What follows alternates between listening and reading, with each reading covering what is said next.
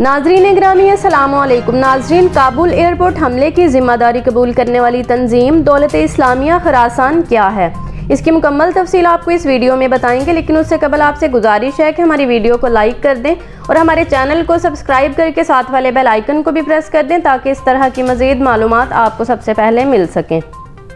ये तो नाज़रीन आपको बताते चलें कि दौलत इस्लामिया खुरासान दरअसल नाम नेहाद दौलत इस्लामिया नामी तंजीम की इलाकाई शाख है जो अफ़गानिस्तान और पाकिस्तान में मुतहर्रिक है। ये अफ़गानिस्तान में मौजूद जिहादी तंजीमों में सबसे ज़्यादा इंतहा पसंद और मुतशद्दिद तंजीम है। ये तंजीम सन 2015 में दौलत इस्लामिया के इराक और शाम में अरूज के ज़माने में कायम की गई थी। दौलत इस्लामिया खुरासान पर हालिया बरसों में चंद घिनौनी तरीन कार्रवाइयों का इल्ज़ाम लगाया जाता है, जिनमें लड़कियों के स्कूलों, हस्पतालों और मैटरनिटी वार्ड पर हमला भी शामिल है, जिसमें हामला औरतों और नर्सों को भी निशाना बनाया गया। तालिबान के बरअक्स, जिनकी दिलचस्पी सिर्फ अफ़गानिस्तान में है, दौलत इस्लामिया खुरासान तंजीम नाम नेहाद दौलत इस्लामिया का हिस्सा है जो दुनिया भर में मगरबी, बैनुल-अक़वामी और इंसानी फलाह के असासों को निशाना बनाती है। सन 2019 में नाम नेहाद दौलत इस्लामिया ने काबुल में एक शादी हॉल पर हमला किया।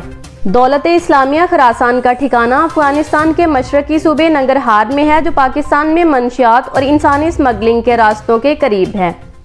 अपनी ताकत के अरूज पर इनके 3000 अरकान थे, लेकिन हालिया बरसों में अमेरिका, अफगान सिक्योरिटी फोर्सेस और अफगान तालिबान के साथ लड़ाई में इनकी ताकत में कमी आई है।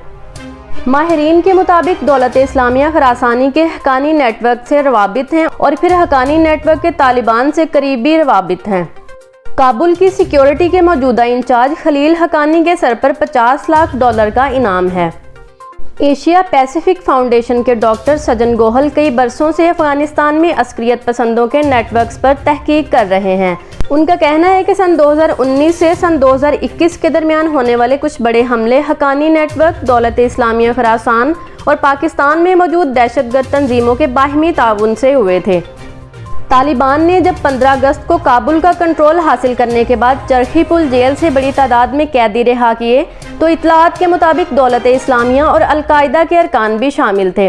लेकिन दौलत इस्लामिया के तालिबान से बड़े इख्तलाफात हैं। वो इन पर कतर में पुरतैश होटलों में बैठकर अमन मुआहदे करने और मैदान जंग और जिहाद तर्क करने का इल्ज़ाम लगाते हैं।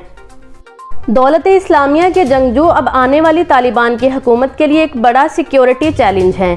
ये वो चीज़ है जो तालिबान और मगरबी इंटेलिजेंस एजेंसियों के दरमियान मुश्तरक है।